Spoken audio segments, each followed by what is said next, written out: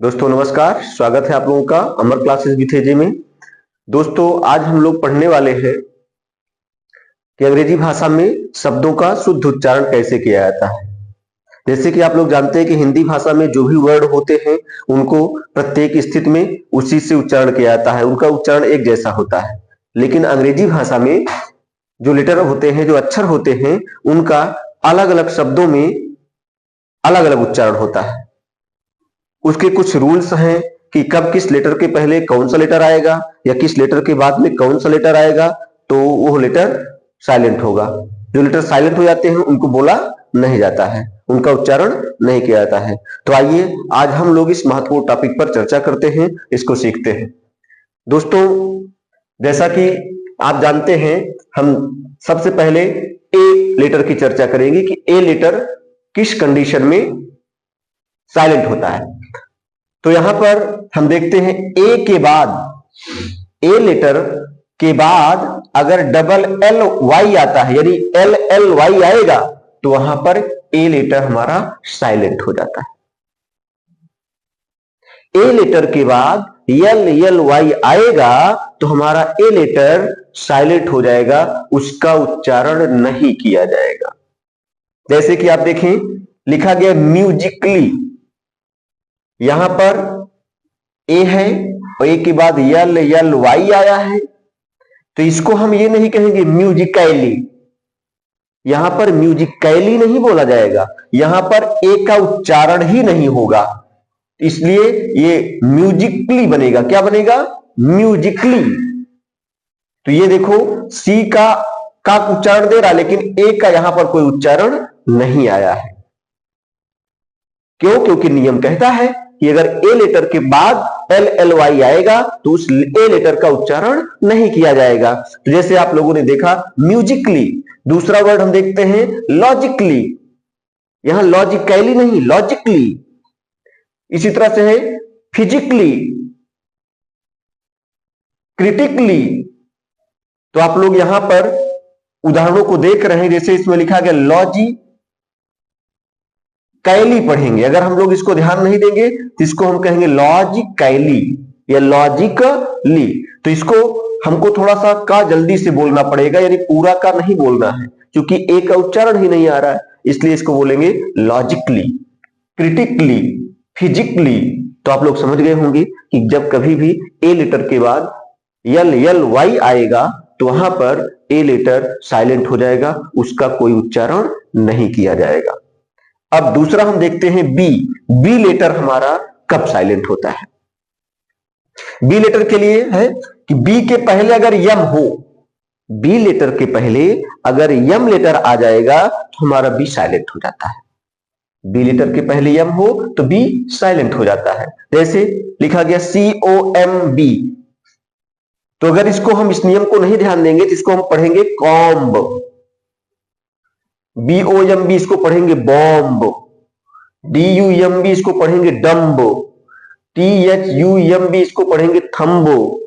लेकिन जब नियम जान लेंगे तो नियम के बाद हम इसका उच्चारण कैसे करेंगे।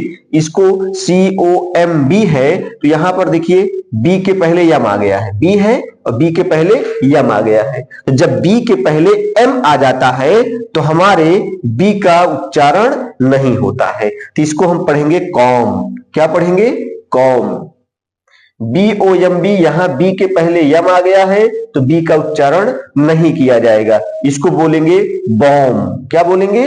बॉम। इसी तरह से DUMB है तो यहां पर बी के पहले यम आया है तो बी का प्रोनाउंसिएशन नहीं किया जाएगा, इसको हम पढ़ेंगे डम। THUMB है, यहां बी के पहले यम आया है तो बी का उच्चारण नहीं करेंगे और उसको हम पढ़ेंगे थम। तो यहां पर आपने देखा कि जब कभी भी बी लेटर के पहले यम लेटर आ जाएगा तो बी हमारा साइलेंट हो जाएगा, उसको उच्चारित नहीं किया जाएगा। जैसे कि आपने यहां पर उदाहरण में देखा कॉम, बॉम, डम, थम। ठीक है। अब अगला हम देखते हैं बी का एक और रूल है कि बी के बाद टी हो तो हमारा बी साइलेंट हो जाता है। अगर कभी भी, जैसे एक नियम तो आपने पढ़ा कि बी के पहले यम हो तब भी साइलेंट होता है, दूसरा नियम क्या है कि बी के बाद अगर टी हो तो हमारा बी साइलेंट हो जाता है। जैसे देखिए DEBT, अगर इसको हम ध्यान नहीं देंगे तो इसको हम पढ़ेंगे डेप्ट। ये DOUBT, इसको पढ़ेंगे डाउट। इसको पढ़ेंगे SUBTLE, सब्टल।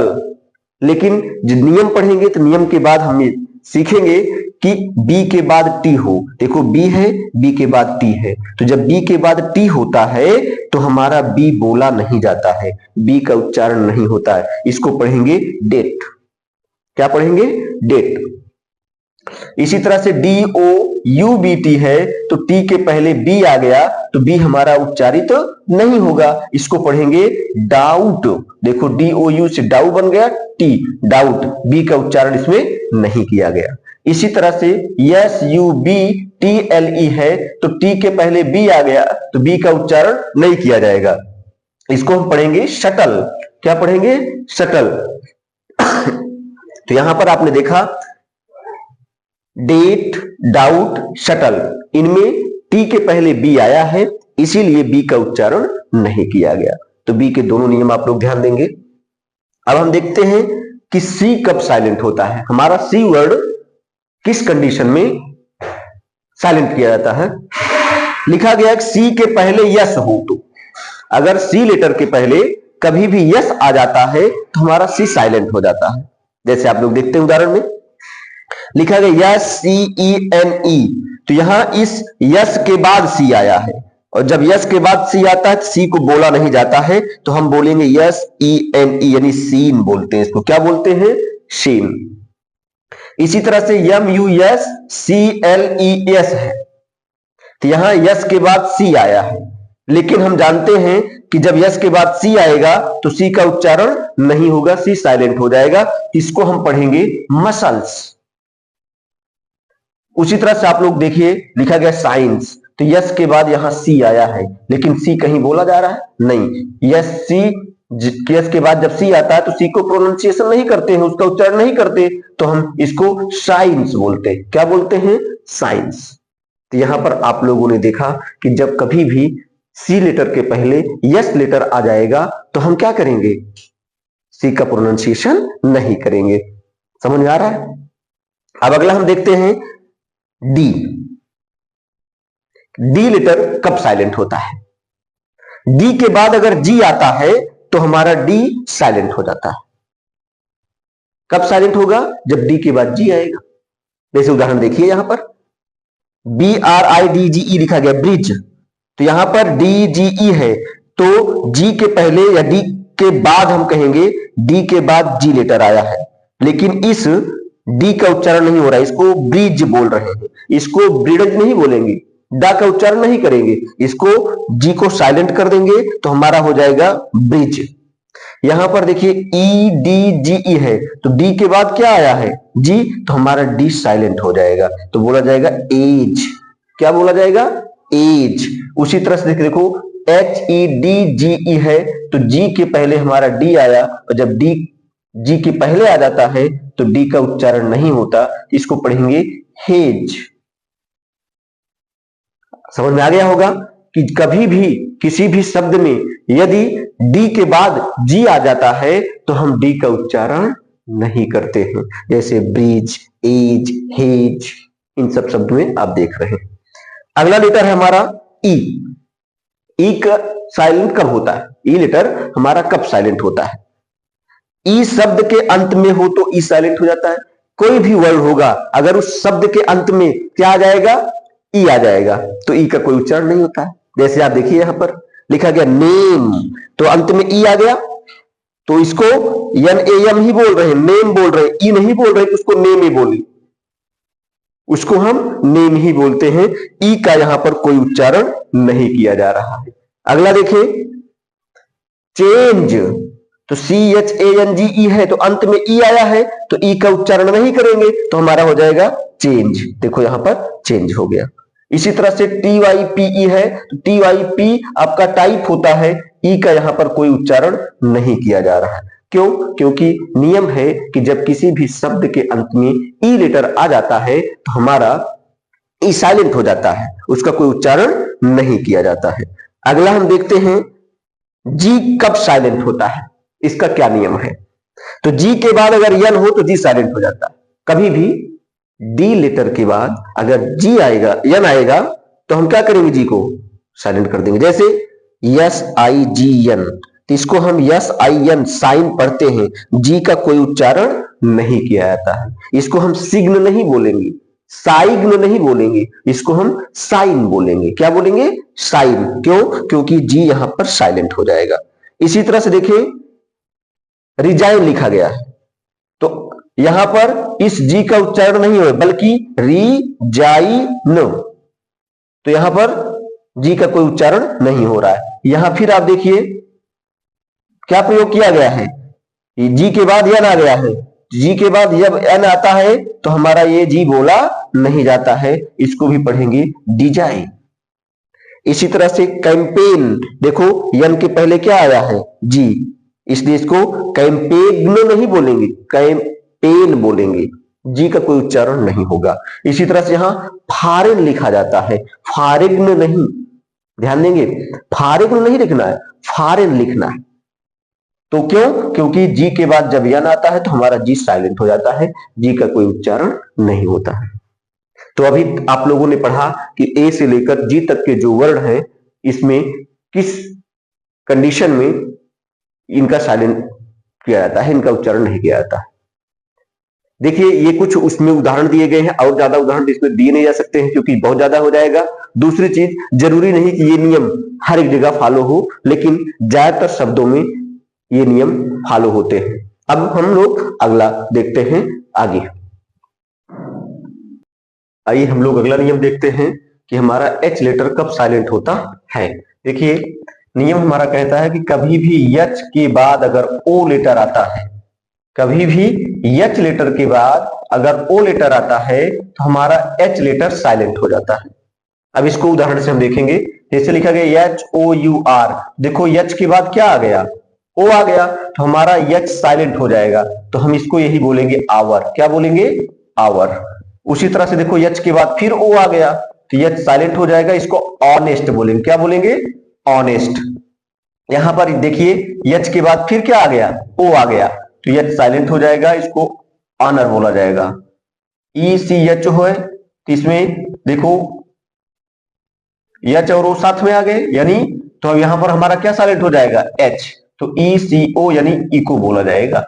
यहां पर आपने देखा कि कभी भी एच लेटर के बाद अगर ओ लेटर आता है हमारा एच लेटर साइलेंट हो जाता है। अब दूसरा नियम देखते हैं कि हमारा लेटर के कब साइलेंट होता है। तो के के बाद यन आई तो हमारा के साइलेंट हो जाता है। कभी भी के लेटर के बाद यल लेटर आएगा तो हमारा के क्या हो जाएगा, साइलेंट। देखिए जैसे के एन ओ सी के, नॉक लिखा गया है, तो यहां के बाद क्या आ गया, यन, हमारा के साइलेंट हो जाएगा, तो इसको बोलेंगे नॉक, एन ओ सी के, नॉक। उसी तरह से के एन ओ डब्ल्यू है तो के बाद यन आ गया, के साइलेंट हो जाएगा, तो नो बोलेंगे, नाउ नहीं बोलेंगे, नो बोलेंगे। इसी तरह से के बाद यन आ गया तो के साइलेंट होगा, नी बोलेंगे। के साथ यन आ गया तो के साइलेंट होगा, इसको एन आई एफ, ये नाइफ बोलेंगे। तो यहां पर आप देख रहे हैं कि कभी भी जब के लेटर के बाद हमारा यल लेटर आ जाता है तो हमारा के क्या हो जाता है, साइलेंट हो जाता है। आगे हम देखते हैं यल। यल के बाद देखिए यल में थोड़ा सा ध्यान देना है कि यल के बाद अगर डी आएगा, एफ आएगा, के आएगा, यम आएगा तो हमारा एल साइलेंट हो जाएगा। इसके लिए आपको 4 लेटर ध्यान में रखने हैं। कौन कौन से, डी एफ के यम। डी आएगा, एफ आएगा, के आएगा, यम आएगा तो हमारा एल साइलेंट हो। जैसे देखिए यहां पर यल डी, देखो यल के बाद डी आ गया तो हमारा एल साइलेंट हो जाएगा, तो इसको सी ओ यू डी यानी कुड बोलेंगे। क्या बोलेंगे, कुड। यहां यल के बाद क्या आ गया, डी, तो हमारा यल साइलेंट हो जाएगा, इसको शुड बोलेंगे। उसी तरह से देखिए ये तो हमारा हो गया कि यल के बाद डी आएगा तो हमारा एल साइलेंट होगा। अब हम देखते हैं कि यल के बाद यफ आ रहा है, क्या आ रहा है, यल एफ, तो यल साइलेंट होगा, इसको एच ए एफ यानी हाफ बोला जाएगा। इसी तरह से सी ए एल एफ, देखो यल और एफ दोनों आ गए, यल साइलेंट होगा, सी ए एफ यानी काफ बोला जाएगा। यहां पर आपने देखा कि हमारे यल लेटर के बाद अगर डी आया तो हमने एल साइलेंट कर दिया, एफ आया तो हमने एल साइलेंट कर दिया। अब हम के और यम का उदाहरण देखते हैं। देखो टी ए एल के आया, इसमें यल के बाद के आ रहा है तो यल साइलेंट होगा, तो टी ए के इसको टाक बोलेंगे। क्या बोलेंगे? टॉक। इसी तरह से डब्ल्यू ए एल के है, देखो यल के साथ में आया, यल साइलेंट होगा, डब्ल्यू ए के यानी वाक बोला जाएगा। इसी तरह से अब हम देखते हैं यम लेटर को, तो सी ए एल एम, देखो यल और यम दोनों साथ में आ गए, यल क्या हो जाएगा? साइलेंट। बोलेंगे क्या? सी ए एम, कॉम। इसी तरह से यल और यम फिर साथ में आया तो यल के बाद यम होता है तो यल साइलेंट होता है, पी ए एम, पॉम बोला जाएगा। तो यहां पर यह नियम बनता है कि कभी भी यल लेटर के बाद हमारा डी आएगा, एफ आएगा, के आएगा, यम आएगा तो हमारा यल साइलेंट हो जाएगा, उसका उच्चारण नहीं किया जाएगा। अब हम पढ़ते हैं यन। यन के पहले अगर यम आई, यन के पहले यम आई यानी यम यन साथ में हो तो हमारा क्या होता है? यन साइलेंट हो जाता है। जैसे ए यू टी यू, देखो यहां यम यन साथ में है, यम यन साथ में है, यहां भी यम और यन साथ में है, तो हमारा नियम कहता है कि अगर कभी भी यन के पहले यम आएगा तो यन बोला ही नहीं जाएगा, तो इसको केवल आटम तक बोलेंगे, यन नहीं बोलेंगे, तो इसको आटम बोला जाएगा। क्या बोला जाएगा? आटम। इसी तरह से एच वाई यम यन है तो यन साइलेंट होगा, चूंकि यम के बाद यन आता है तो यन साइलेंट हो जाता है, इसको हम बोलेंगे हाइम। क्या बोलेंगे? हाइम। यहां सी ओ एल यू यम यन है, यम और यन साथ में आया, तो जब यम और यन साथ में होता है तो यन साइलेंट हो जाता है, इसको कालम बोलते हैं, इसको कालम बोला जाएगा। तो यहां पर आपने देखा कि कभी भी यम और यन साथ में आते हैं तो हमारा यन साइलेंट हो जाता है, यन का कोई उच्चारण किया ही नहीं जाता है। ठीक है। अब हम देखते हैं पी। तो पी के बाद कभी भी यस आता है, पी लेटर के बाद अगर यस लेटर आता है तो हमारा पी साइलेंट हो जाता है। जैसे पी यस देखो आया, हमारा पी साइलेंट हो जाएगा, यहां से बोलेंगे इसको साइकोलॉजिस्ट बोलेंगे, पी का कोई उच्चारण नहीं करेंगे। यहां फिर पी एस आया तो पी का कोई उच्चारण नहीं होगा, इसको बोलेंगे साइकेट्रिस्ट। क्या बोलेंगे? साइकेट्रिस्ट। तो आपने यहां पर देखा कि पी के बाद अगर कभी भी यस आता है तो हमारा पी लेटर साइलेंट हो जाता है। अब अगला लेटर है टी। तो किसी भी वर्ड के अंत में अगर टी ई एन आए या टी सी एच आए तो हमारा टी साइलेंट हो जाता है। टी ई एन या टी सी एच आएगा तो टी साइलेंट हो जाएगा। देखिए जैसे एल आई एस, देखो टी ई एन आ गया 10, यहां टी ई एन आ गया, इसमें टी सी एच आ गया, इसमें भी टी सी एच आ गया, तो नियम क्या कह रहा है कि कभी भी टी ई एन आएगा तो टी नहीं बोला जाएगा, इसको L I S E N बोलेंगे, टी हो जाएगा लिसन। इसी तरह से टी ई एन आया तो टी नहीं बोला जाएगा, O F E N, often. क्या बोलेंगे? ऑफेन बोलेंगे। यम ए टी सी एच में देखो टी सी एच आया, टी का उच्चारण नहीं करेंगे, तो होगा क्या? यम ए सी एच, इसको कहेंगे मैच। इसी तरह से टी सी एच आया है, टी का उच्चारण नहीं करेंगे तो सी ए सी एच यानी कैच बोला जाएगा। तो आपने यहां पर देखा कि कोई भी शब्द होगा अगर उस शब्द के अंत में टी ई एन आया है या टी सी एच आया है तो हम टी को साइलेंट कर देते हैं, टी का कोई उच्चारण नहीं करते हैं। अब हम यू के लिए देखेंगे। यू के बाद कोई भी वावेल आए, किसी भी शब्द में अगर यू के बाद कोई भी वावेल आ जाए, चाहे जो आए, ए ई आई ओ यू, चाहे जो आए, हमारा यू साइलेंट हो जाता है। जैसे जी यू आई एल डी, देखो यू के बाद आई आ गया, तो जब यू के बाद आई आया तो हमारा यू साइलेंट हो जाएगा, तो इसको बोलेंगे जी आई एल डी, गील्ड पढ़ा जाएगा इसको। इसी तरह से B U I L D है, देखो यू और आई आ गए तो यू और आई साथ में आए तो यू साइलेंट होगा, B I L D, build बोला जाएगा। जैसे आप बोलते हैं बिल्डिंग, उसको बिल्डिंग नहीं बोलते, उसको बिल्डिंग बोला जाता है, ये आपको ध्यान में रखना है।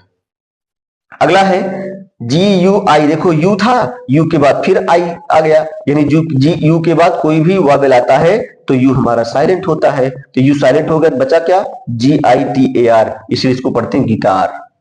इसी तरह से बिस्किट में हम देखते हैं यू के बाद आई आ गया, यहां यू था और ये क्या है?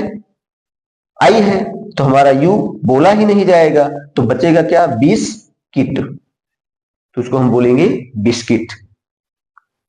अगला नियम है डब्ल्यू के लिए।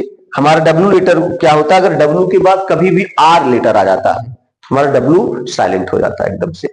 जैसे WRONG, तो देखो डब्ल्यू के साथ आर आ गया तो डब्ल्यू साइलेंट हो जाएगा, तो इसको यहां से पढ़ेंगे रॉन्ग। डब्ल्यू के साथ आर आया, डब्ल्यू नहीं पढ़ेंगे, आर से पढ़ेंगे तो राइट। यहां पर डब्ल्यू आर आया, डब्ल्यू नहीं पढ़ेंगे तो रिस्ट पढ़ेंगे। क्या पढ़ेंगे? रिस्ट। तो आप देख रहे हैं कि डब्ल्यू के बाद आर होता है तो डब्ल्यू का उच्चारण नहीं होता, डब्ल्यू को पढ़ा ही नहीं जाता है। क्यों? क्योंकि वो साइलेंट हो जाता है। फिर डब्ल्यू का एक और नियम है कि डब्ल्यू के पहले अगर यस आ जाए, अगर कभी भी डब्ल्यू के पहले यस आएगा तो हमारा फिर क्या हो जाएगा? डब्ल्यू साइलेंट हो जाए। देखो डब्ल्यू है, डब्ल्यू पहले यस आ गया तो डब्ल्यू साइलेंट हो गया, तो इसको ANSER यानी आंसर बोलेंगे। इसी तरह से यस WORD लिखा गया है तो यस के बाद डब्ल्यू आ गया तो हमारा डब्ल्यू बोला नहीं जाएगा, साइलेंट हो जाएगा, तो SORD इसको बोलेंगे सोर्ड। तो इस तरह से आपने देखा कि डब्ल्यू के बाद आर आएगा तब भी डब्ल्यू साइलेंट होगा और डब्ल्यू के पहले यस आएगा तब भी डब्ल्यू साइलेंट होगा।